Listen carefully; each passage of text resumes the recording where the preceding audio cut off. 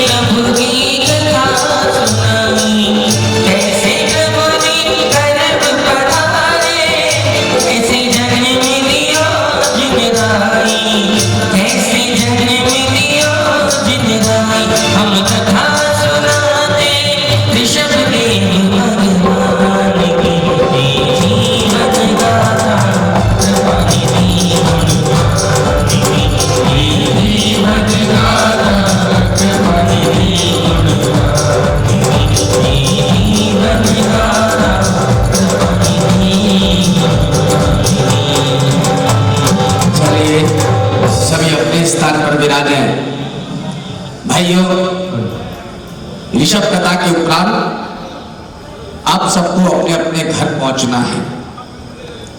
वस्त्र इत्यादि धोती दुपट्टा पहन के आपको खड़े होना है। ऋषभ कुमार आपके दरबार महामुनि ऋषभ देव जी आपके दरवाजे पर आएंगे।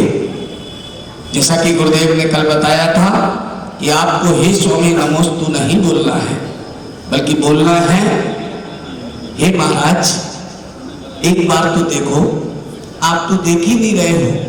वस्त्र ले लो, आभूषण ले लो, सुकन्याएं ले लो, हीरे मोती ले लो, लेकिन भोजन तो कर लो। इतने दिनों से भोजन नहीं किया है, आप तो भोजन ग्रहण करो। ऐसा आप सबको अपने अपने दरवाजे पर बोलना है। विशाल पूरे गांव में चौके लगे हुए हैं सबके घर। आज महामुनिराज आदि कुमार जी पहुंचेंगे। निवेदन करूं उससे पूर्व आदरणीय पंडित जी सुधीर जी मार्तम जी हमारे बीच है। मैं उनसे निवेदन करूंगा कि अपनी बात के साथ गुरुदेव से निवेदन करें। मनीषी विधायक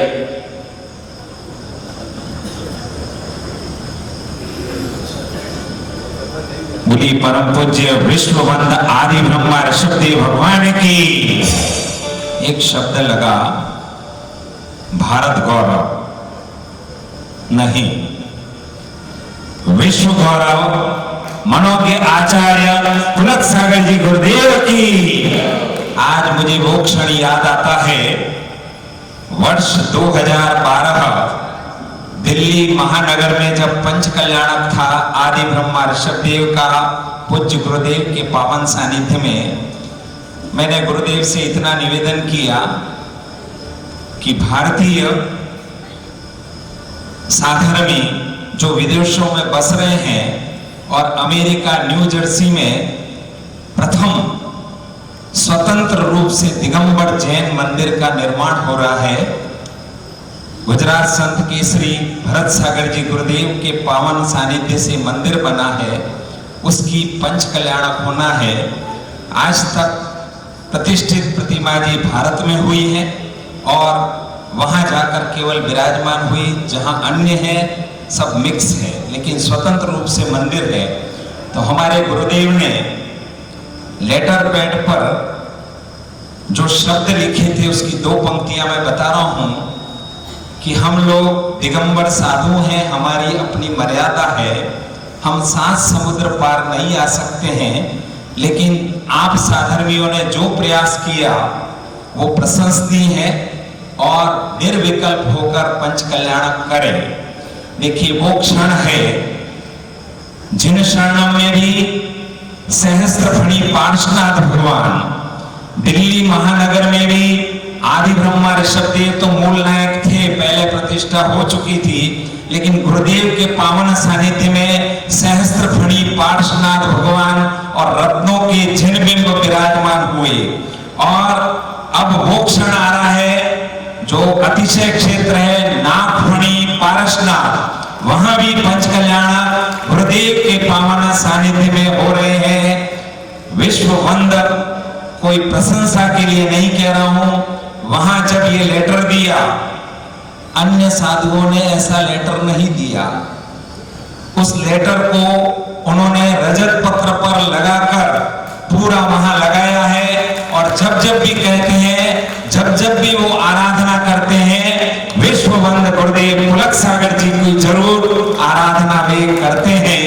ऐसे परम तपोधन गुरुदेव जिनके पावन सानिध्य में यह ऋषभ कथा चल रही है, साथ ही उसका दूसरा रूपांतरण, क्योंकि गुरुदेव ने कहा ना स्वाध्याय में मन नहीं लगता, हम लोग को ये जो प्रत्यक्ष देखते हैं कुछ तो स्मरण हो जाए, याद रह जाए, तो दोनों रूप में ये चला है। रही बात आदि ब्रह्मा ऋषभदेव, उनके जीवन यश गौरव गाथा आज तक पन्नों में बंद रही है। गुरुदेव ने प्रथम प्रयास किया है कि जन जन तक वे ऋषभदेव से महावीर भगवान का जीवन चरित्र प्रस्तुत हो, और इसी क्रम में यहाँ ऋषभदेव नगर का सर्वप्रथम चयन किया, ये हमारा सौभाग्य है। लेकिन दूसरा, बहुत से साधर्मी अभी जब ऋषभ कथा का प्रारंभ हो रहा था, आज तो किसी को नहीं कहा, अपने आप दौड़कर आए। आनंद की अनुभूति जिनको हुई, जिनको वहां नोट छापने में अनुभूति हो रही है, वो सोच रहे हैं मूर्ख हैं जो आकर सुबह बैठते हैं हम 500 कमाए, लेकिन भूल जाते हैं पुण्य जब तक है ये 500 क्या 5 लाख तुम्हारे हैं, और जिस दिन पुण्य क्षीण हो जाएगा अरबोपति रोडपति बन जाते हैं, एक क्षण नहीं लगता है। हम सभी परम पूज्य परम तपोधन विश्ववंदन गुरुदेव पुलक सागर जी, उनकी श्री चरणों में त्रिकाल नमोस्तु करते हुए गुरुदेव से निवेदन करते हैं कि वह गौरव गाथा सभी भव्य जीवों का कल्याण करे, मोक्ष मार्ग की ओर प्रशस्त करे। नमोस्तु भगवान, नमोस्तु। नमः सिद्धेभ्यः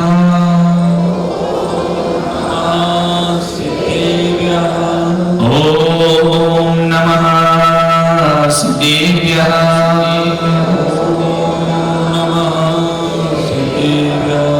ओम नमः सिद्धेभ्यः ओम नमः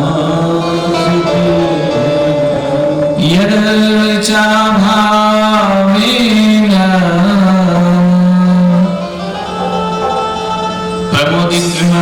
प्रमुदितमनादर्दुरिह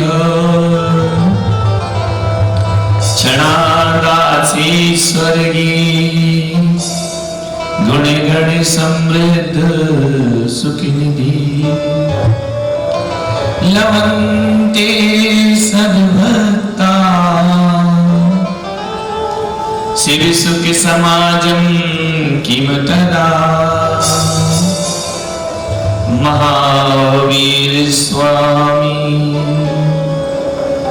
नयन पथगामी भवतु मे आदिमिति शंकर प्रभु आदिनाथ मुनिनाथ आदिव्याधि पापी सब मम हरो तब चरणन में मां। चरण शरण है आपके तारण तरण जिहार। भवदधि तट तक ले चलो करुणा कर ऋषि राम। तुम जिन मेघ मयूर में गरजो बरसो नाम। चिर प्रतीक्षित हूँ खड़ा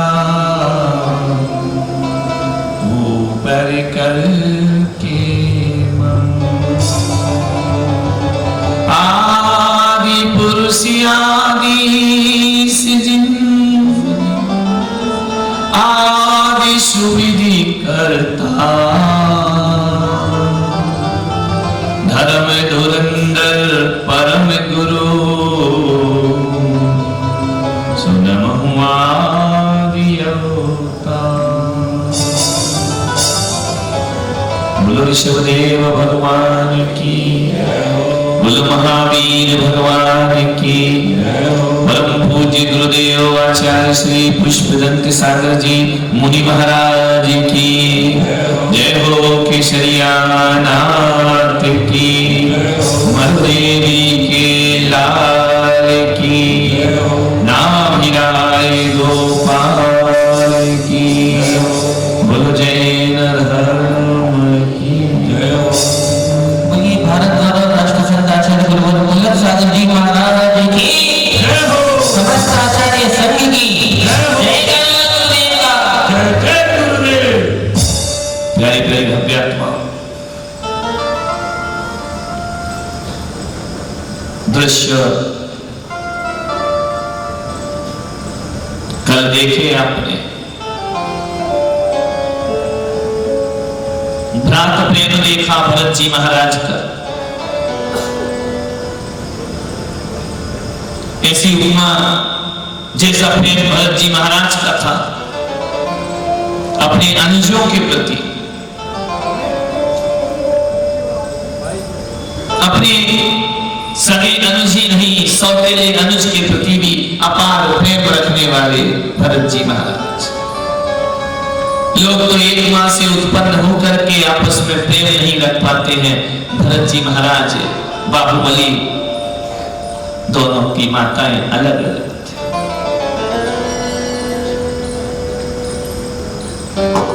ऐसा प्रेम, ऐसा भ्रात प्रेम भरत जी का जो केवल भरण पोषण समस्त पृथ्वी का नहीं अपने परिवार का भी करते। 6 खंड का अधिपति। ये भरत की मजबूरी है। बाहुबली से युद्ध करना कोई उनकी अंतरंग भावना नहीं, नियति की व्यवस्था है, चक्ररत्न की व्यवस्था है, काल दोष की व्यवस्था है। जब जब हुंडा और सर्पणी काल आएगा तब तक चक्रवर्ती का मान भंग होगा। ये प्रकृति की व्यवस्था। अधीन है भरत, भाव विवल है। जिन जिन से कहा वो मुख मोड़ के चले गए। भरत को ये नहीं था कि मेरे भाई कभी मेरी अवज्ञा नहीं कर सकते। बाहुबली के मन में भी नहीं था कि वो कभी अवज्ञा करेंगे। भ्रात की अवज्ञा कौन कर सकता है? तात ने ऐसे संस्कार नहीं दिए। जगत पिता ऋषभदेव ने ये शिक्षाएं नहीं दी है कि तुम, लेकिन सामान्य जन ये समझते हैं ना कि दौलत के लिए भाई लड़ रहे हैं। दौलत के लिए नहीं लड़ रहे, प्रकृति की व्यवस्था। अंतरंग से तो असीम प्रेम में डूबे हुए। दुख भी है भरत को, भय भी है भरत को कि मेरे भाई का मन न टूट जाए।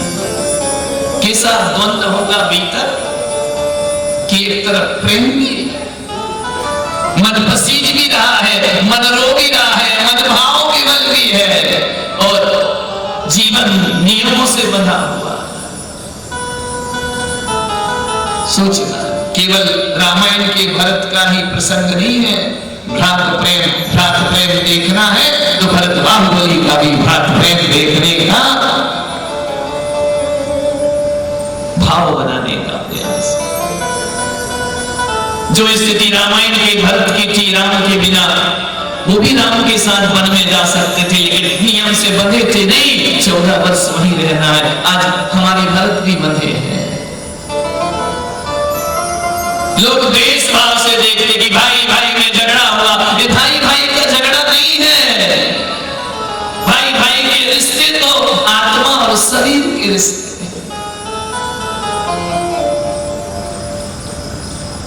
जिस लड़ाई तो अर्थ की है, मालूम है, जहां पैसा होता है वहां लड़ाई जरूर होती है। ये संदेश कथा प्रदान कर रही है। ध्यान रखना, राज सत्ता के लिए लड़ाई है, सिंहासन के लिए लड़ाई है। और बाहुबली को सिंहासन की जरूरत नहीं। उन्होंने नहीं कहा कि तुम्हारा 6 खंड हमें दे दो। किसी भी भाई को इच्छा नहीं थी कि भरत का राज्य छीन ले। न बाहुबली को राज्य छीनने की इच्छा है, न भरत को अपने भाई को व्यथित और व्याकुल करने की इच्छा है। दोनों तरफ पवित्रता है। कलशाएं लड़े तो बात समझ में आती है, कसाय से लड़े तो बात समझ आती है। इनका मन भी भ्रात के लिए निर्मल है और उनका मन भी भ्रात के लिए निर्मल है। नियति से बंधे हैं सब। बाहुबली कदापि नहीं चाहते कि मेरे ज्येष्ठ का अपमान होना चाहिए। भरत कभी नहीं चाहते कि 99 भाइयों की तरह मेरा एक भाई और मेरी वजह से, मेरे निमित्त से मेल छोड़ करके वन को चला जाए। फिर ये भरत किसके लिए संपदा होगी? ऐसी असमंजस की स्थिति। क्या करोगे आप जब आपके जीवन में ऐसा घटेगा? भरत भाव विभल दूत को समझाते हैं कि देखो, कुछ ऐसी नादानी मत कर देना कि मेरे भाई के स्वाभिमान को ठेस पहुंच जाए, मेरे भाई के भावनाओं को आहत किया जाए।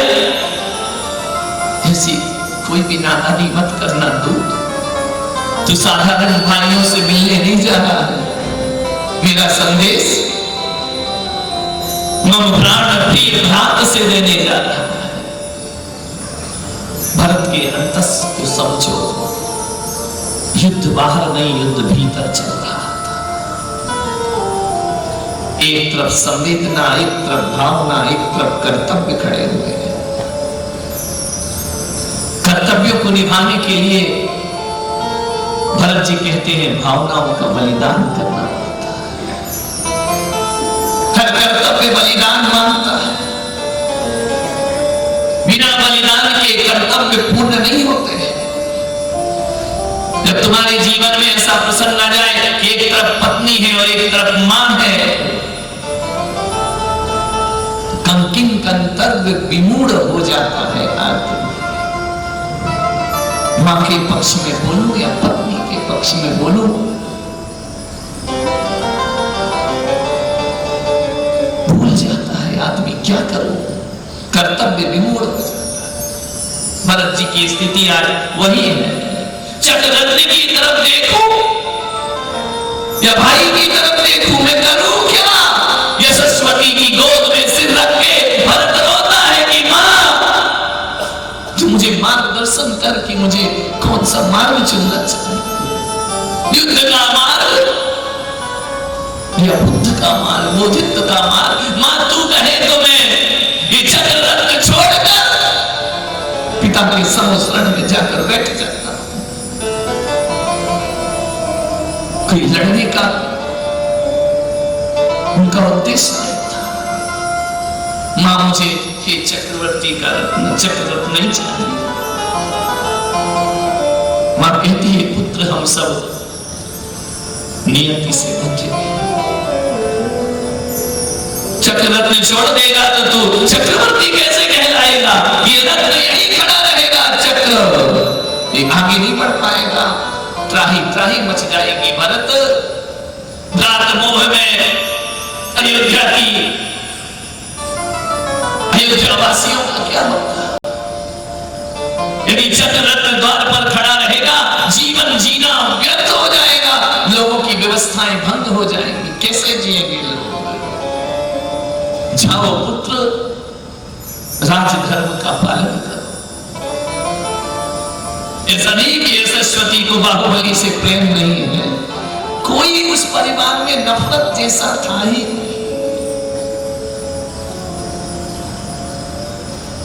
हर कोई यहाँ पर क्रूर नियति के हाथों का है खिलौना। कोई न जाने जीवन के किस मोड़ पे क्या सोचा नहीं कभी जीवन में। माँ देख, मैंने पहले कहा था ना कि मुझे दिग्विजय में नहीं जाना। मुझे मालूम है इसका परिणाम अच्छा नहीं होगा। युद्ध का परिणाम कब अच्छा हुआ है? माँ, मैं कर्तव्य विमुख भी नहीं हो सकता और भावनाएं मुझे अपनी तरफ खींचती है। दूत पहुंचता है बाहुबली के पास। कैसे याद किया भाई? बहुत समय हो गया, याद आ रही होगी मेरी। कितने वर्षों के बाद संदेश आया है। दूत ने कहा, भगवान, मैं अच्छा बुरा कुछ नहीं जानता, मैं दूत हूं। जो स्वामी ने कहा वह मैं तुम्हारे सामने कहता हूं। मेरी गाय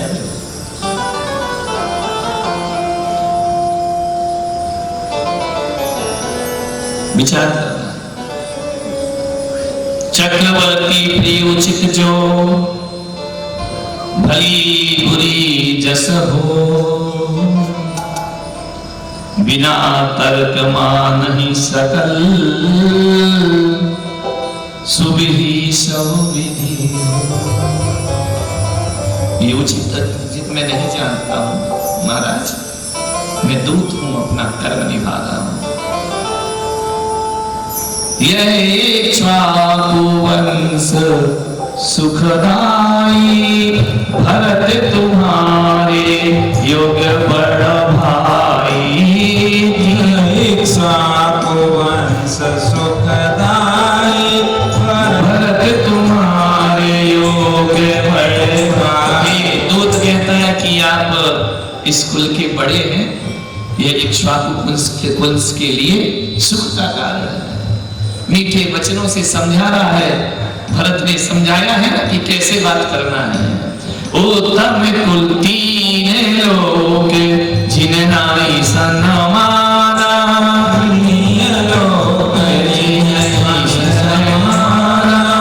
सो पितुरि सब देव भगवाना, सब देव भगवाना। ओ तम कुल उज्ज्वल यश पाया, ताली बजाते हुए आनंद के साथ कथा का पान करो, कथा का श्रवण करो, कथा का पठन करो। ओ चक्ररत्न जी ग्रह प्रगटाया,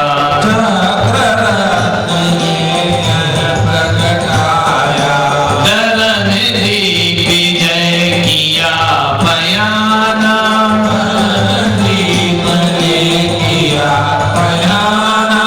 गंगा द्वार उल्लंघन आना, ओ विद्याधर हूँ कीन्हा प्रणाम।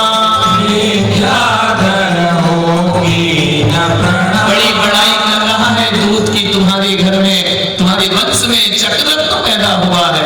तुम्हारे ज्येष्ठ दिग्विजय करके लौटे हैं, गंगा के द्वार से, गुफाओं से होते हुए 5-6 खंडों को जीतते हुए अयोध्या वापिस आए हैं। ये आपके लिए बड़े यश की बात है। और सुनो महाराज, बड़े बड़े विद्याधर भी उनको प्रणाम करते हैं।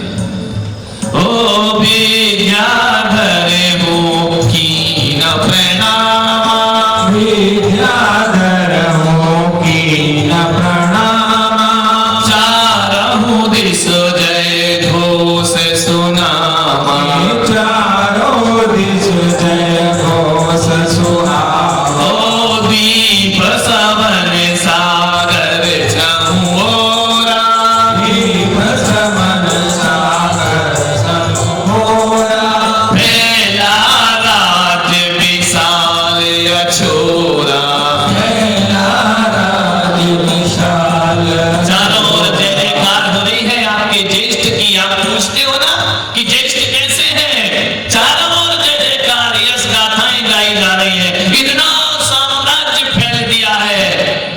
कोई और चोर नहीं है। भरत बाहुबली सुन सुन करके आनंदित हो रहे हैं, मेरे ज्येष्ठ ने इतना साम्राज्य फैला लिया, फिर क्यों भेजा है हम तुम्हें हमारे पास?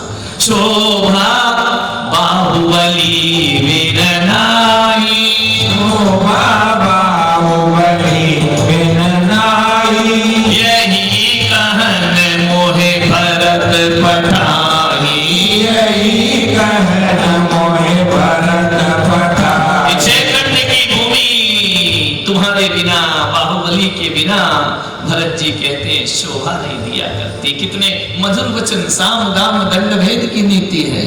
समझा रहा है दूत भगवान को कि मुझे इसलिए भेजा है कि जाओ बाहुबली से कहो ये साम्राज्य, ये छेखंड की विभूति, ये नवनिधि 14 रत्न, 84 लाख हाथी, 18 करोड़ घोड़े, ये सारी संपदा भरत ने कहा है कि बाहुबली तुम्हारे बिन शोभा को प्राप्त नहीं हुआ करती है। कैसे मधुर वचन भरत जी महाराज ने भेजे हैं। बोलो ऋषभ देव भगवान की, बोलो भरत भगवान की। कितने मीठे वचन कि तुम्हारे बिना ये सब शोभा नहीं देता है मुझे, तुम्हारे बिन ये सारा छेखंड वीरान है मेरे लिए।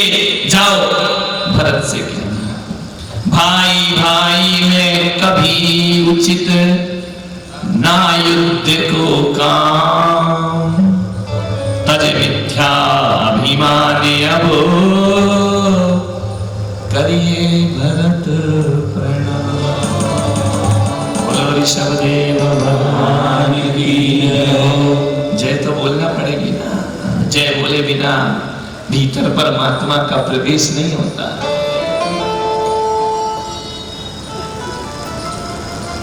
कि आप अपने भ्रात को प्रणाम करेंगे, ये दूत तुम हमें सिखाते हो, हम भ्रात को प्रणाम करें, ये तो हमारे रग रग में और संस्कारों में बसा है। भ्रात को प्रणाम करें, ज्येष्ठ को प्रणाम करना, इसमें कुछ तुम कहना क्या चाहते?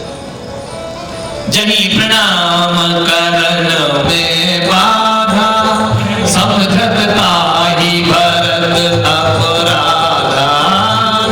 प्रणाम करत नहीं बाधा, समझत नहीं बाधा। ओ नहीं चमत अपराधी जोई, चक्रवर्ती का यह व्रत सोई।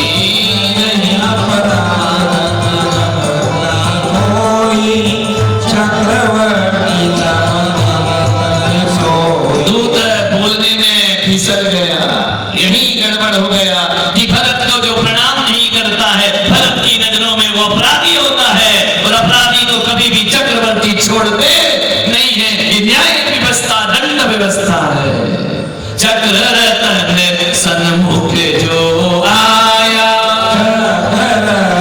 सन्मुख जो आया, नहीं इंद्र तक टिकहूं पाया, नहीं इंद्र तक टिकहूं पाया। हे महाराज, चक्र रत्न को जानते हो?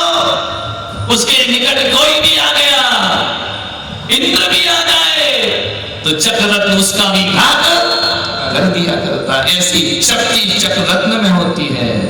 चाहे जे विधि करहि विचारा, चाहे जे विधि करत विचारा, मन मन भरत हितनाथ तुम्हारा, भरत हितनाम तुम्हारा। महाराज बाहुबली, भरत को प्रणाम करने में तुम्हारा हित समाहित, हित समाहित, तुम्हारा भविष्य उज्जवल है भरत के अधीन होने में।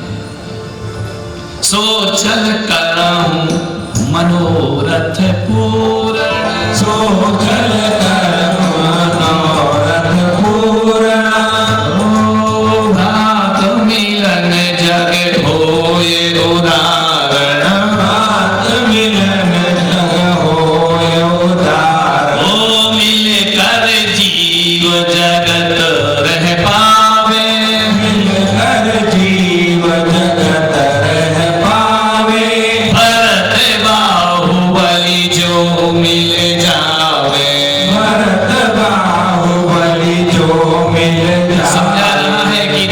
क्योंकि देखो यदि दोनों भाई मिल जाओगे ना तो पूरा 6 खंड आनंद से जीना प्रारंभ कर देगा। उनके मन में कोई विकल्प नहीं रहेगा, कोई बाधा नहीं रहेगी और सारी दुनिया में आप एक उदाहरण के रूप में जाने जाओगे। हे महाबली, चलो चलकर भरत को प्रणाम करो। दूत वचन सुन दूत वचन सुन लख चतुराई, दूत वचन सुन लख चतुराई, बाहुबली थोड़े मुस्काई, बाहुबली थोड़े मुस्काई। दूत की बात की कितनी चतुराई से अपनी बात रख रहा है। बाहुबली अज्ञानी थोड़ी है, समस्त विद्याओं के स्वामी है, समझ गए ये साम दाम दंड भेद की नीति। दूत बड़ा खुश हो रहा हूं मैं, तुमने जिस चतुराई से अपनी बात रखी कि दोनों भाई मिल जाओ तो अखंड पृथ्वी आनंद में मग्न हो जाएगी, उदाहरण बन जाएगा। बहुत चतुराई से बात रखते हो। कहे वचन तब हो गंभीरा, कहे वचन तब होय गंभीरा, समझी भरत हृदय की पीड़ा, समझी भरत हृदय की पीड़ा। मैं भरत की पीड़ा समझ गया, इसलिए उसने तुम्हें यहाँ भेजा है। मूर्खों के साथ संवाद करो तो बात कुछ और होती है, वो दो ज्ञानियों के साथ संवाद करो तो बात कुछ और। मैं समझ गया दूत तुम क्या कहना चाहते हो, वो भरत के भीतर का दर्द भी मैं समझ गया। ओ कहे ओ प्रथम करी तुम साम उपाय, प्रथम करी तुम साम उपाय, पीछे भेद दंड बतलाई, पीछे भेद दंड अभी बतलाई। तुमने कहा ना कि चक्ररत्न इंद्र भी घबराता है उससे, ये दंड की नीति तुमने पहले बतलाई और उसके पहले तुमने मुझे साम नीति समझाई। ये नीति बाहुबली बचपन से जानता है, समझ गए बाहुबली भगवान। साम की आवाधिक तुम्हें भेद दंड दिखलाए, करही प्रशंसा आपुनी सोजन खल कहलाए। बोल ऋषभदेव भगवान की है। जो मीठी मीठी बातें करके अपनी शक्ति का प्रदर्शन करता हो उसे खल व्यक्ति कहा जाता है। समस्त विद्याओं के स्वामी है बाबू। खल आकाश बील समझाना हूँ, आकाश भेद समझाना हूँ, करे आश्रय व्यर्थ प्रमाण हूँ, ना कर आश्रय व्यर्थ प्रमाण, ना कहूँ पुष्प फूल फल धोई, ना कोई पुष्प फूल फल होई, रस खल आश्रय सुखी न कोई, रस कर आश्रय सुखी न होई। यद्यपि अधिक वयस में कोई, यद्यपि अधिक वयस में कोई, इतर मात्र से श्रेष्ठ न होई। इतर मात्र से श्रेष्ठ न होई। बाहुबली ने कहा कि जानते हो जो खल होते हैं ना, उनकी आश्रय नहीं लेना चाहिए। अमर बेल देखिए जो वृक्षों के ऊपर छा जाती है, ना उसकी जड़ होती है, ना फूल होते हैं, ना पुष्प होते हैं। ऐसी अमर बेल का आश्रय लेने से कोई फायदा नहीं है। ये खल के वचन अमर बेल के समान है। वो तुम क्या कहते हो? यद्यपि अधिक वयस में कोई उम्र से बड़ा हो जाए तो क्या वो महान हो जाता है? रासनामत इतर मात्र कोई श्रेष्ठ ना होई। भरत जी उम्र में बड़े हैं, लेकिन कोई उम्र में बड़े होने से श्रेष्ठ नहीं हो जाता है। बड़ा हुआ सो क्या हुआ छाया नहीं, फल लागे अति दूर। ऐसे बड़े होने को बड़ा नहीं कहा जाता है जिसके पास छाया ना हो, जिसके पास फल ना हो, जिसके पास पत्र ना हो। ऐसे बड़े होने से कोई श्रेष्ठ नहीं हो जाता है। अहंकारों में वचन तुम्हारे, अहंकारमय वचन तुम्हारे, दूध से कहा कि तुम्हारे वचनों में अहंकार दिखता है। अहंकार में वचन तुम्हारे, अहंकारमय वचन तुम्हारे, दास न आवत हृदय हमारे, दास न आवत हृदय हमारे। ओ नमन भ्रात बड़ धर्म कहाता,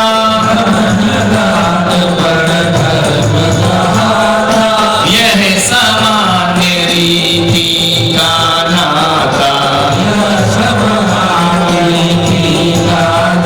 ओ जब तलवार रखे सिर कोई, जब तलवार रखे सिर कोई, नमन करे सो मूरख होई।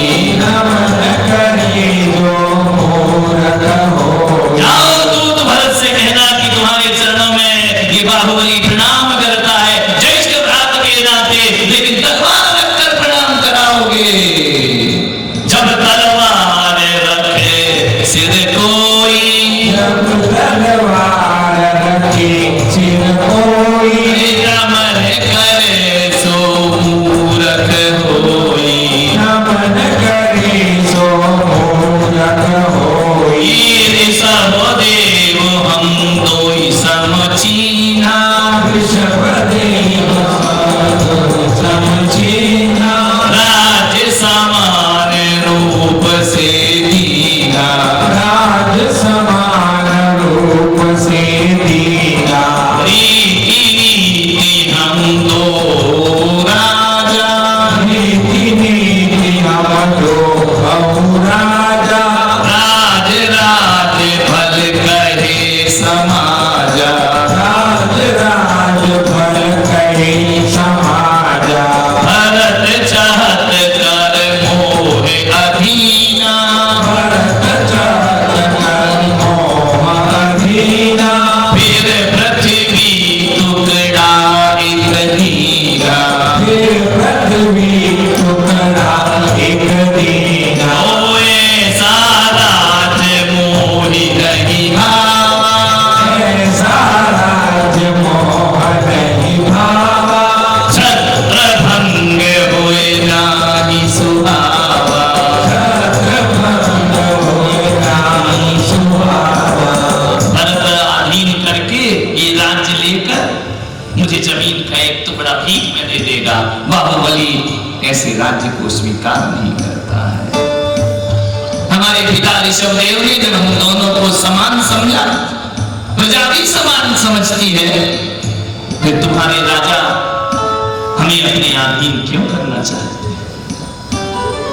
कहा भरत को इंद्र सम कौन पड़ी यह बात, स्तुति में तो कुकरा हूं कि हरि कह जा। तू मेरी स्तुति कर रहा है ना भरत दूत, कोई बड़ी बात नहीं है। स्तुति करते समय तो कुकरा के हरि कह जात, कुत्ते को भी शेर कह दिया जाता है स्तुति के समय। ये कोई बड़े तेरे मीठे वचन मुझे बांध नहीं सकते। विदा दूतियों कह दिया श्रेष्ठ भरतिया बाहुबली, निर्णय केवल युद्ध। विदा दूतियों कह दिया हुए भरत सुन क्रुद्ध। जाओ, कौन श्रेष्ठ है ये युद्ध के मैदान में पता चले। दूत को विदा किया, भरत जी सुनकर क्रोधित हो गए कि बाहुबली ऐसी बात करेगा मुझसे। दोनों ही उद्धत हुए रण के साज सजाए, रात्रि बितावत जोहरे जोहते भोर किरण कब आए। दोनों सेनाएं सज गई। आगे की कथा तुमने रात में देखी कि इस तरह से बाहुबली ने कहा कि हम तुम्हारे अधीन नहीं रह सकते, युद्ध होगा। मंत्रियों ने आकर के मंत्रणा की कि दोनों ही अवध हैं। भरत जी ने कहा कि युद्ध की ललकार है, मेरे परिवार में 100 के 100 भाई अवध हैं, कोई किसी का वध नहीं कर सकता। क्यों? चरम शरीरी है, तद्भव मोक्षगामी है। और एक बात याद रखना ऋषभ देव वालों, जिसको उसी भाव से मोक्ष होता है ना, उसका कोई वध नहीं कर सकता। शायद सारे भाई अवध्य हैं, इसलिए मुझसे भयभीत नहीं हो रहा। तुमने दूध मृत्यु का भय दिखाया होगा ना। बाहुबली जानता है ना कि हमें मृत्यु छू नहीं सकती समय से पहले। आत्मघात नहीं हो सकता है, अपघात नहीं हो सकता है, अकाल मरण नहीं हो सकता है। जिसे उसी भाव में मोक्ष जाना है, वो कैसे अगले जन्म की व्यवस्था करे। बाहुबली भरत ने कहा कि ये अच्छा संदेश नहीं, फिर भी चलो युद्ध तो होता है। मंत्रियों ने मंत्रणा की कि व्यर्थ में सैनिक मारे जाएंगे, मरना तो दोनों को नहीं। ना बाहुबली बदले हैं ना भरत जी बदले हैं, मृत्यु किसी की नहीं होगी। मरेगा कौन? सैनिक, सेना। मृत्यु उसकी होगी, इसे रोका जाए। वो विश्व का सबसे पहला अहिंसक युद्ध किसी ने लड़ा, भरत बाहुबली ने अहिंसक लड़ा। ये हमारा कैसा धर्म जहां युद्ध में भी अहिंसा देखी जाती है। ये भारत देश ही ऐसा है कि जहां युद्ध में भी हिंसा नहीं, अहिंसक युद्ध होता है। युद्ध में भी यहाँ धर्म होता है। वैदिक परंपरा में देखो, युद्ध की भूमि में भी नारायण कृष्ण गीता लेकर के आ जाया करते हैं। जिन युद्ध में लोग कहते हैं ना कि धर्म युद्ध है, नहीं, जिस युद्ध में अहिंसा होती है वो युद्ध धर्म युद्ध हुआ करता है। ना तुम हथियार उठाओ ना हम हथियार उठाएंगे, ना तुम शस्त्र उठाओ ना हम शस्त्र उठाएंगे। अब ये लड़ाई हथियारों के दम पर नहीं, ये भुजबल के दम पर होगी। अब ये युद्ध जो होगा अस्त्र शस्त्र का नहीं होगा, व्यर्थ में लोग ना मारेगा। आज क्या स्थिति हमारे देश की? पहले तीर कमान से लड़ते थे, तलवार से लड़ते थे, उतने ही युद्ध मारे जाते थे। अब तो आविष्कार हो गया, एक बम पटक दिया जाए तो सैनिक छोड़ो, पूरा देश का देश तबाह हो जाए। खतरनाक युद्ध है आज के युद्ध। पहले तो युद्ध लड़ते थे, वो शाम को उनके खेमे में जाकर के उनके जख्मों पर मलहम लगाते थे, वो युद्ध धर्म युद्ध थे। आज के युद्ध धर्म युद्ध नहीं है, ये हिंसक है। व्यर्थ प्रजा का सर्वनाश किया करके एक आध नेता का दिमाग सटिया जाए ना और एक बम पटक दे, दुनिया त्राही त्राही हो जाएगी पल भर में। धर्म नहीं है उनके साथ। लड़ाई में भी धर्म देख रहे भरत बाहुबली, हथियार नहीं उठेंगे, कोई मारा नहीं जाएगा। यदि मैं और तुम अवध्य हो तो हमारी अवध्यता के कारण इन्हें वध क्यों किया जाए, इनका वध क्यों किया जाए? जल युद्ध, मल युद्ध, नेत्र युद्ध हुआ, तीनों में भरत परास्त। नियत होना ही है, घटना ही है। भरत का तो मानभंग होना है। तीनों युद्ध में परास्त होकर बाहुबली जब भुजाओं से उठा देते हैं भरत जी को अपने हाथों में जमीन पर पटकते हैं, भीतर से आवाज आती, ठहरो, अंदर से आवाज, ये क्या कर रहे हो?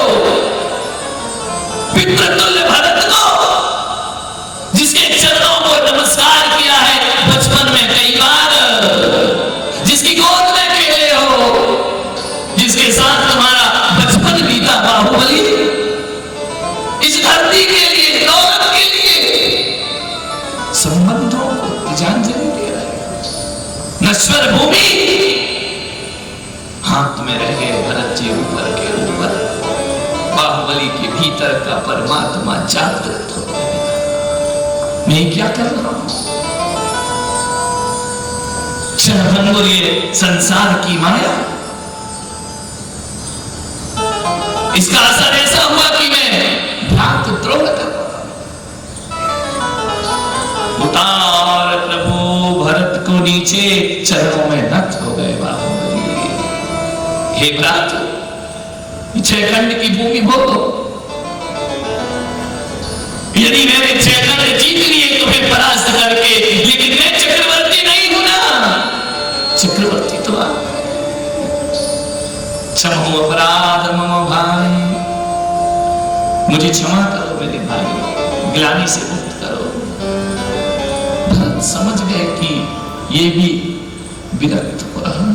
नहीं बाहुबली, हम दोनों राज करेंगे, छह खंड तुम ले लो। भरत ने कहा कि नहीं, अभी युद्ध हो रहा था कि भूमि कौन लेगा, और अब युद्ध हो रहा है कि मुझे भी नहीं चाहिए और तुम्हें भी नहीं चाहिए। अब सिंहासन छोड़ने का युद्ध हो रहा है। भरत कहते तुम लो, बाहुबली कहते नहीं भ्रात, मेरे अपराधों को क्षमा करो, मेरे मिथ्या अभिमान को क्षमा करो, अब मैं महल वापस नहीं जाऊंगा।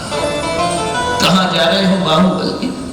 अब चला, जहां पिता वहां पुत्र, बेकार व्यर्थ का ये जीवन। जाकर के भूषण वसन उतार सब, लीनो भेष दिगंबर धार। खड़े हो गए बाहुबली, जाकर के बरसों खड़े रहे। समय हो रहा है, कथा तो इतनी की कहते जाओ कहते जाओ कहते जाओ। 12 माह बीत गए, नहीं प्रभु उद्धार।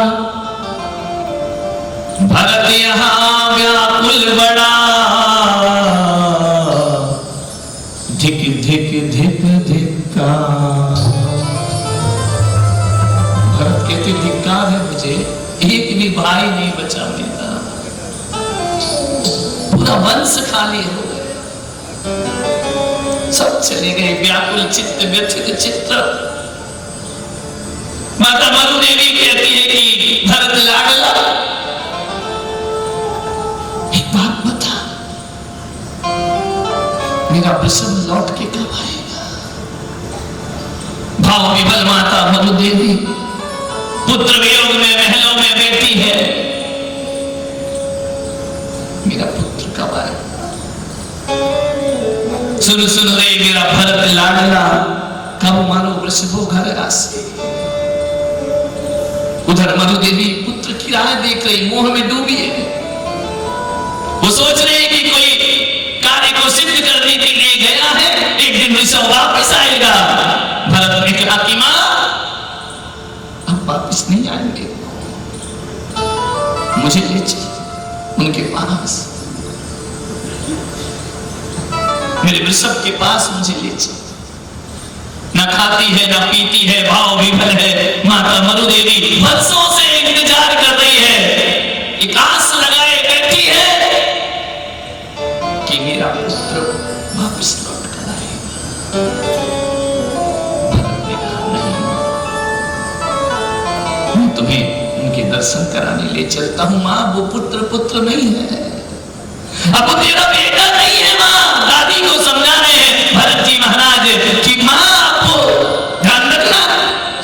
भरत जी ने कभी अपनी दादी को दादी नहीं कहा, बाहुबली ने कभी दादी कहकर नहीं पुकारा। पूरे ग्रंथ में देख लेना, किसी ने दादी नहीं कहा।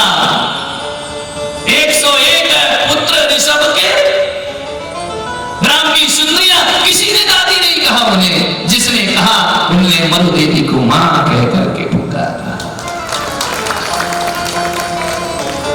इसलिए भी आज कई जगह राजस्थान में है ना, दादी को मां कह करके बुलाया जाता है। दादी मां नहीं कहा कभी उन्होंने। चौधरी ने जब भी बोला मां कह करके बुलाया। पुत्र वधुओं ने सासू मां नहीं बोला, क्या बोला? मां। मरु देवी कभी दादी बन ही नहीं पाई। मरु देवी कभी परदादी बन ही नहीं पाई। मरु देवी कभी सास नहीं बन पाई। जो मिलता मां कहकर। मां क्यों कहते मालूम?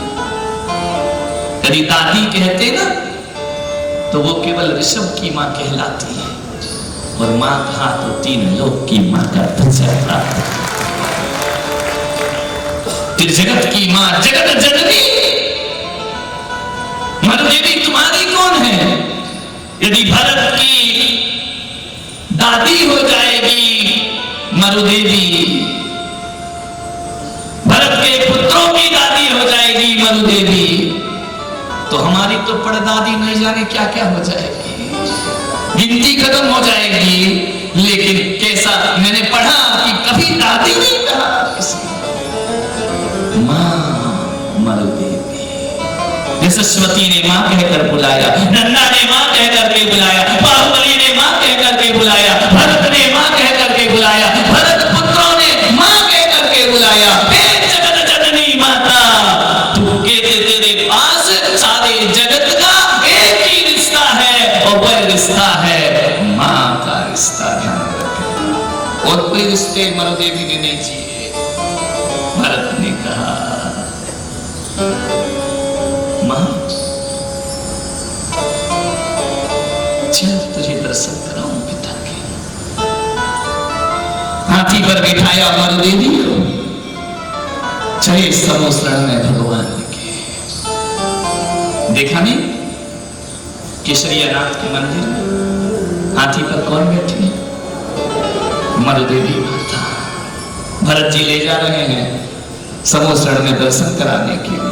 वर्षों से है, तुम्हें इतना होश थोड़ी होगा। बस बैठी है, चली, क्या हो रहा है पता नहीं। पल पल राह देख रही है मरु देवी, मेरा वृषभ कब आएगा, मेरा वृषभ कब आएगा, मेरा पुत्र लौट के कब आएगा। वहां पुत्र केवल की संपदा लेकर बैठा है। जैसे ही गई पहुंचे समोसरण में, ये कौन है पुत्र? माता, ये हमारे पिता ऋषभ है। पिता, ये क्या कर रहे हैं? ये किसका समोसरण है? अब पिता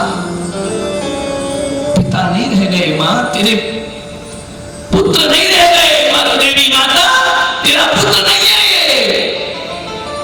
मेरा वृषभ कहां है? तेरा वृषभ भगवान बन चुका है। भगवान पहली बार समोसरण में गई मरु देवी माता, क्योंकि भगवान तो वर्षों तपस्या कर रहे थे, कोई ढूंढ नहीं पाता, ऐसे भयानक जंगल में थे। माता प्रतिपल बाट निहारती है। मरु देवी का वर्णन विचार करिए। जैसे ही गई समोसरण में, 4 मुख दिखाई दे रहे भगवान के। मेरा पुत्र, इसका पीत वर्ण कहां गया, इसकी कोमलता कहां गई? क्या हे भरत, क्या ये मेरे पुत्र है? अब पुत्र मत बोल, ये भगवान है।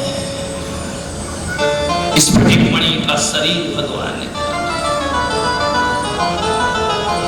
अष्टप्रातिहार से युक्त भगवान समोसरण में लगातार पुष्पवृष्टि हो रही है। देवता झुंड के झुंड आकर मंगल गान कर रहे हैं।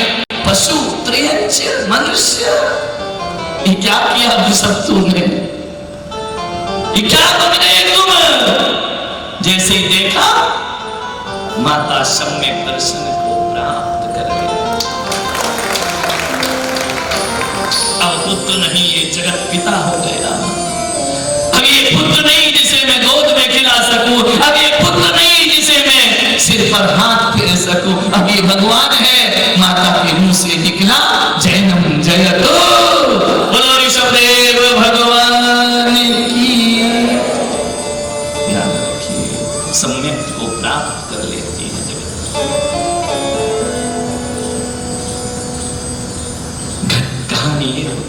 लेकिन अभी भगवान का क्या होना है? आहार होना।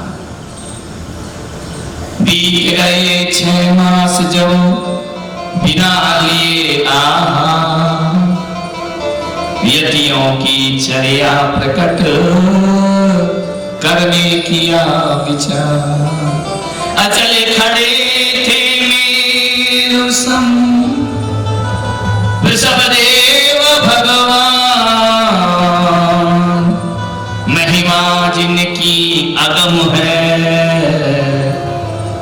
भंग, महिमा जिनकी अगम है भंग हेतु यह ध्यान।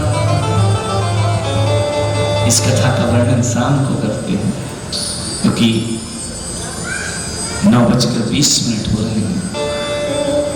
चर्या भी है भगवान की, सम्मोसरण भी लगेगा शाम को, तो यह शाम को अपन वर्णन करेंगे।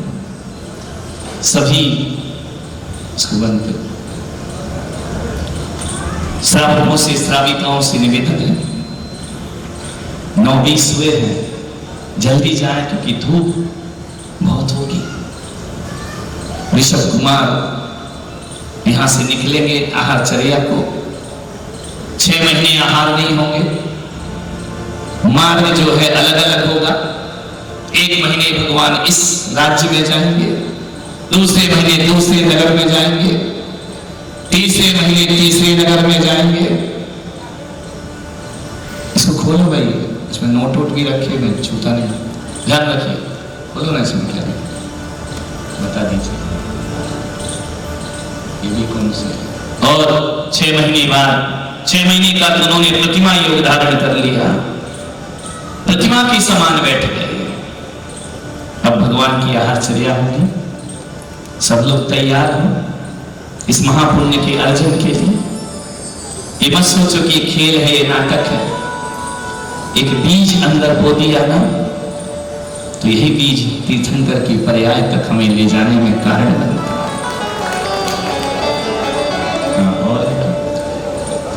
तो सभी तैयार हो जाओ, फटाफट जाके कपड़े उपड़े बदलो।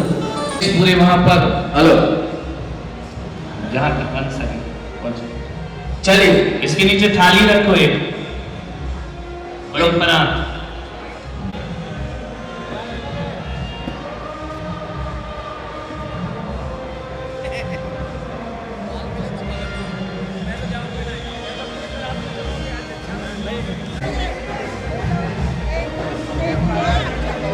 ओ महाराज आओ, ये माला लो।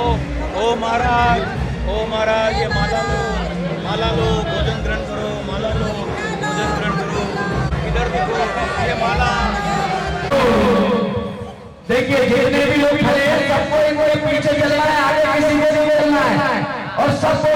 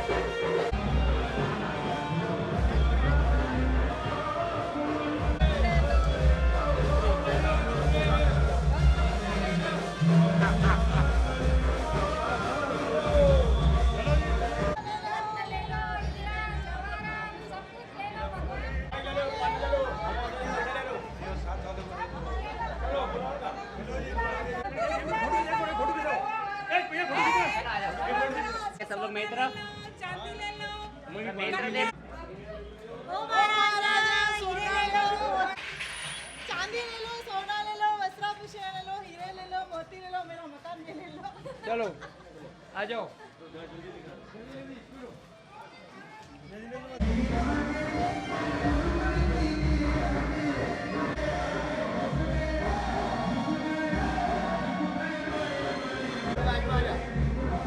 खाली फोटो ले मैंने खाली वीडियो में नाखो अब बांटेंगे भी पता तुमको।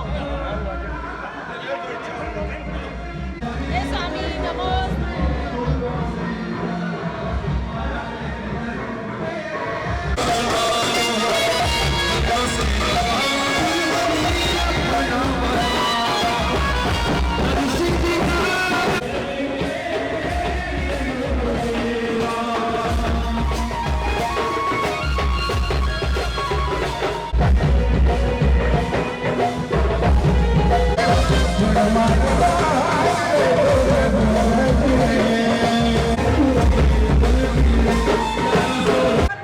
हे मानिए, चांदी ले लो, सोना ले लो, आपको क्या चाहिए? हे भगवान, आप ये सोना ले लो, वस्त्र ले लो, मुकुट ले लो, मेरी कन्या ले लो।